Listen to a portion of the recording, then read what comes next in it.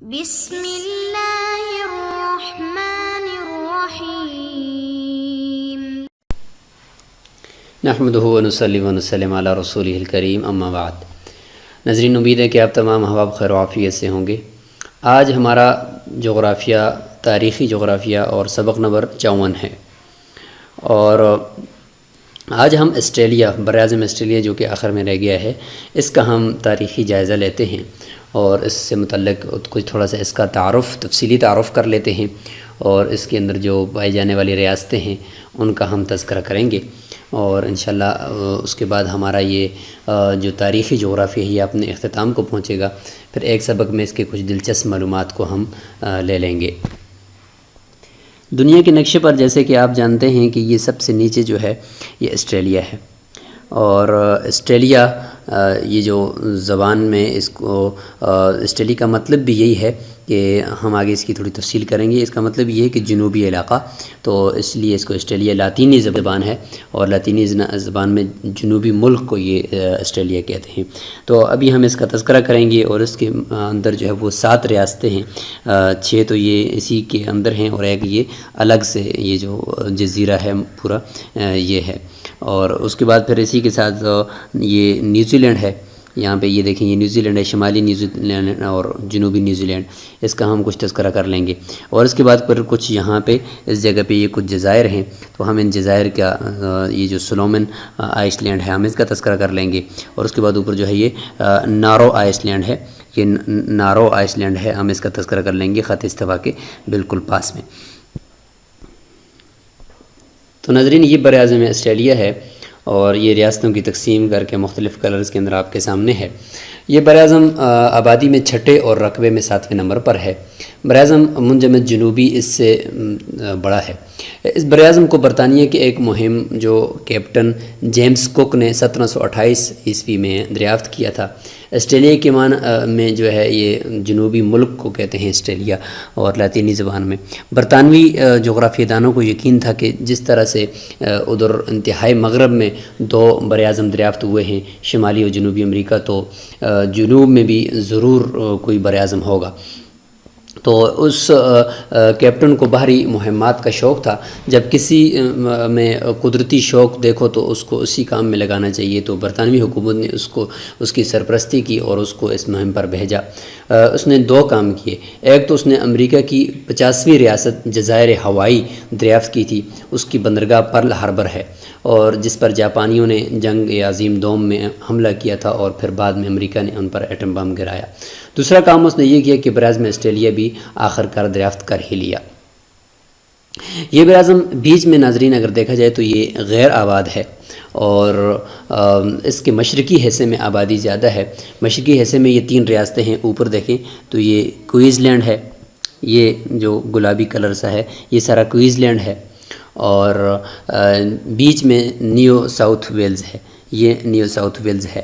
اور جیمز کوک نے اس پورے براعظم کا نام نیو ساؤتھ ویلز رکھا تھا، یعنی برطانیہ کے جو علاقہ ویلز ہے اس کے نام پر رکھا تھا اس نے، اور ساتھ میں اس نے نیو لگا دیا۔ جس طریقے سے بہت ساری جو ریاستیں ہیں امریکہ کی ان کے ساتھ بھی نیو کا اضافہ ہے، new Hampshire, new York, new Mexico, new Jersey, تو اس نے نیو ساؤتھ ویلز اس کا نام رکھ دیا۔ ساؤتھ اس لیے کہ یہ براعظم چونکہ دنیا کے جنوب میں ہے تو پورے براعظم کا نام ہی اس نے یہ رکھ دیا۔ تو اب پورے براعظم کا نام تو یہ مشہور نہیں ہوا، وہ تو لاطینی زبان آسٹریلیا ہی مشہور ہو گیا، لیکن اس کے ساتھ ہی ایک بیچ والی یہ ریاست اس کا نام نیو ساؤتھ ویلز البتہ یہ برقرار رہا۔ اور نیچے والی یہ ریاست وکٹوریہ ہے، اور یہ تینوں جو ہے وہ مشرق میں ہوگی۔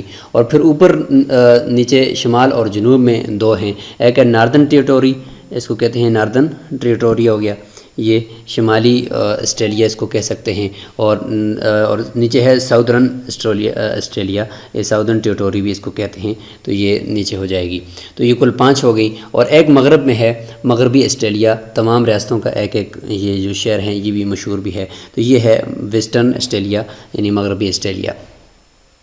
دارالحکومت نیو ساؤتھ ویلز میں ہے، کیمبرا آخری، اور ریاست جو 7ویں ہے یہ ایک بری جزیرے میں ہے۔ یہ بری جزیرے میں یہاں پہ دیکھیں یہ تسمانیہ ہے، یہ ایک الگ سے ایک بری جزیرہ ہے، اور اس کا جو مشہور شہر ہے یہ ہوبارٹ ہے۔ اور یورپیوں نے امریکہ کے جو ریڈ انڈینز کی طرح یہاں والوں پر بھی بہت ظلم کیا ہے۔ انگریزوں کی آمد سے پہلے اس براعظم کو مقامی آبادی یعنی اگر دیکھا جائے تو اس براعظم میں کل 3 لاکھ سے زیادہ تھی۔ تو ظلم و ستم یہاں پہ یورپیوں نے کیا ہے۔ ان کے بچے ان سے چھین کر لے گئے اور ان سے کہا یہاں سے اٹھو اور ادھر وسط میں جا کر آباد ہو جاؤ۔ اس طرح سارے مقامی لوگوں کی نسل کشی کر کے یہ ادھر غالب آ گئے۔ لہٰذا یہاں کی جو گوری آبادی ہے وہ اصل میں برطانوی مہمجوں اور لٹیروں کی نسلیں ہیں۔ تو خشکی کے بڑے حصے کو تقسیم کرنے کے لیے جہاد کا استعمال کرتے ہیں۔ تو اس اصول کے لحاظ سے یہاں پہ ہم نے آسٹریلیا کی کچھ یوں کر دیا کہ شمالی آسٹریلیا اور یہ نیچے جنوبی آسٹریلیا، یہاں پہ مغرب ویسٹرن آسٹریلیا اور ادھر سے مشرقی آسٹریلیا، اور زیادہ حصہ مشرقی آسٹریلیا میں 3 ریاستیں ہیں۔ اور ہر جانب کا ہر جہت کا مشہور شہر بھی ہے۔ یہاں پہ دیکھیں مغربی آسٹریلیا کا یہ پرتھ ہے اور ساؤتھ آسٹریلیا کا یہ نیچے ایڈیلیڈ ہے، اور اس طریقے سے اگر آپ دیکھیں تو وکٹوریا کا یہ نیچے یہ میلبرن ہے، اور نیو ساؤتھ ویلز کا یہ کیمبرا ہے۔ اسی طریقے سے اوپر دیکھیں یہ کیوز لینڈ کا یہ برسبن ہے۔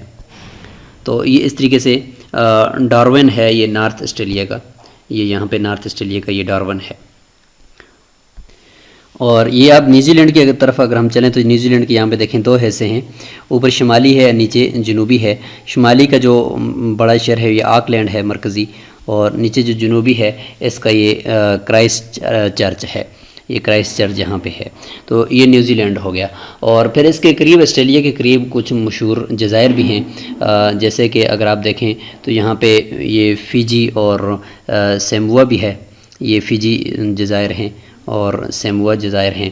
اور اسی کے ساتھ جو ہے اوپر دیکھیں تو ایک دلچسپ جزیرہ ہے نارو، یہاں پہ بالکل خط استوا ہے، یہ خط استوا ہے۔ اس کے ساتھ یہاں پہ یہ یہاں پہ دیکھیں اگر آپ تو لکھا ہوا ہے اسٹار کی شکل میں، بالکل ایک گول سا جزیرہ ہے نارو۔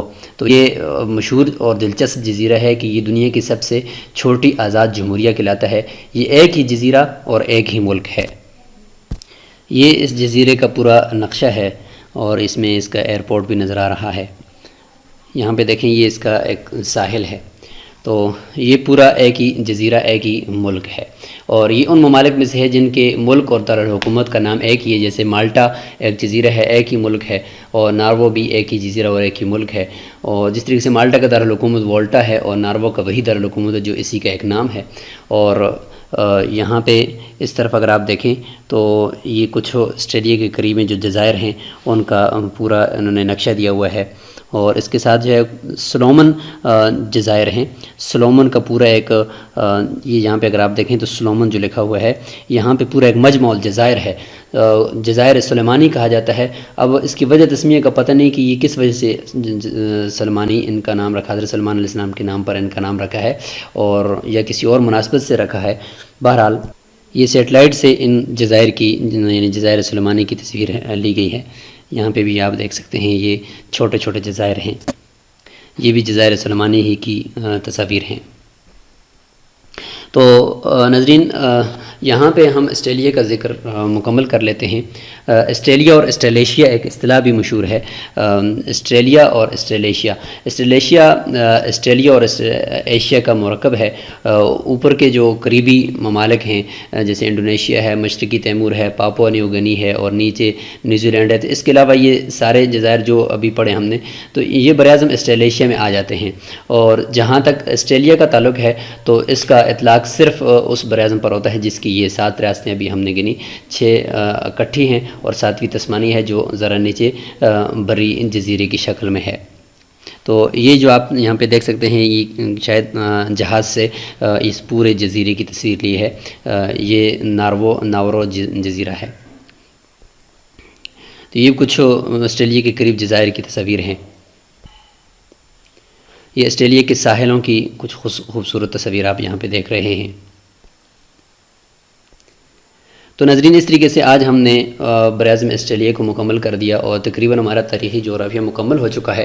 اب ہم نے صرف کرنا یہ ہے کہ کچھ دلچسپ معلومات جو تاریخی یا سیاسی جغرافیہ سے متعلق ہوں گی اس سے متعلق ہم پڑھیں گے، اور اس کے بعد ہمارا جو بنیادی مقصد ہے وہ ہے قرآنی جغرافیہ۔ اسی کے لیے تو ہم یہاں پہ پورے اسباق کو ابھی تک ریکارڈ کیا اور سمجھا، اور اب ہماری جو اصل مقصودی چیز ہے بحیثیت ایک مسلمان ہمیں جو سمجھنا ہے وہ قرآنی اور حدیثی جغرافیہ ہے۔ انشاءاللہ ہم اگلے اسباق میں پھر ہم اس کی طرف جائیں گے۔ السلام علیکم ورحمۃ اللہ وبرکاتہ۔